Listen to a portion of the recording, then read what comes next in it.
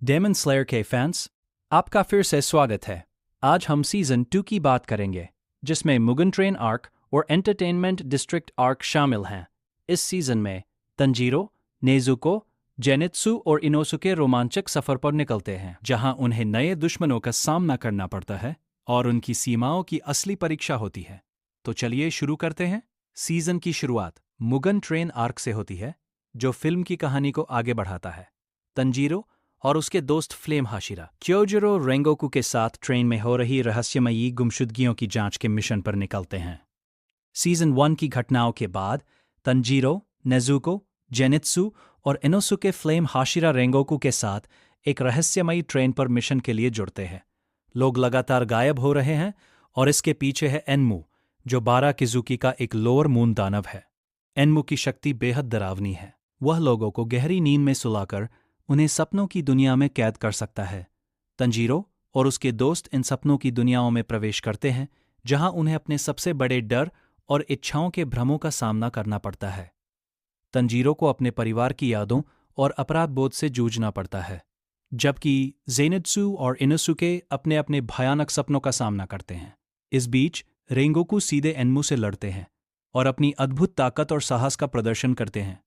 वह एनमू को पराजित कर यात्रियों को बचा लेते हैं, लेकिन लड़ाई यही खत्म नहीं होती। अचानक अकाजा, अपर मून 3 दानव, प्रकट होता है। रेंगोकू पूरी ताकत से उसका सामना करते हैं, लेकिन अकाजा बहुत शक्तिशाली साबित होता है। गंभीर रूप से घायल होने के बावजूद रेंगोकू की बहादुरी तंजीरो को सही के लिए लड़ते रहने की प्रेरणा देती है। मुगन ट्रेन की दुखद घटनाओं के बाद तंजीरो और उसके दोस्तों को एंटरटेनमेंट डिस्ट्रिक्ट भेजा जाता है। रोशनी, संगीत और रहस्यों से भरी जगह उनका मिशन है। इंसानों के बीच छिपे एक दानव को ढूंढना। वहां उनकी मुलाकात साउंड हाशिरा तेंगन उजुई से होती है, जो आकर्षक, ऊर्जावान और बेहद कुशल योद्धा है। वो एक ऐसे दानव का पता लगा रहा है जो लोगों का अपहरण कर रहा है। वे डाकी नाम की अपर मून 6 दानव का पता लगाते हैं, जो वैश्याओं के बीच छिपी हुई है। डाकी बेहद शक्तिशाली है और अपनी औबी कमरबंद से तेज और घातक वार करती है। तंजीरो और तेंगन उससे लड़ते हैं, जिसमें जेनित्सु और इनोसुके भी मदद करते हैं। तंजीरो की लड़ने की क्षमता और मजबूत होती है क्योंकि वह अपनी वाटर ब्रीदिंग और अग्निमय हिनोकामी कगुरा को मिलाकर लड़ता है। लेकिन तभी डाकी का भाई ग्यूतारो प्रकट होता है। दोनों मिलकर लगभग अजेय हो जाते हैं, जिससे डेमन स्लेयर्स को रणनीति बनाकर टीमवर्क के साथ लड़ना पड़ता है। यह लड़ाई बेहद तीव्र होती है और उनके साहस, कौशल और दृढ़ निश्चय की परीक्षा लेती है। टीमवर्क, चतुर चालों और अटूट इच्छा शक्ति के बल पर वे आखिरकार दानव भाई बहन को हरा देते हैं। यह जीत बहुत कठिनाई से मिलती है।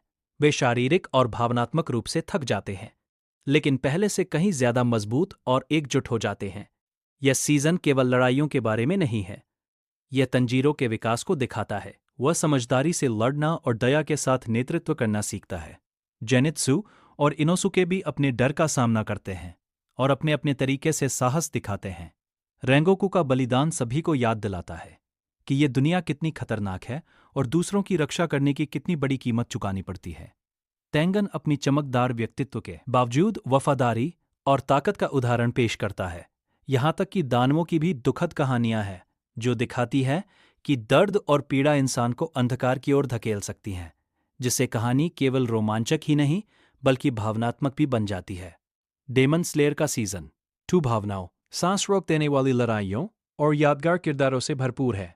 दिल की परीक्षा लेने वाली ट्रेन से लेकर चमकदार एंटरटेनमेंट डिस्ट्रिक्ट तक, तंजीरो और उसके दोस्त हर लड़ाई के साथ और मजबूत व बहादुर बनते जाते हैं। यह कहानी हमें साहस, टीमवर्क और कभी हार न मानने की ताकत सिखाती है, चाहे अंधेरा कितना भी गहरा क्यों न हो।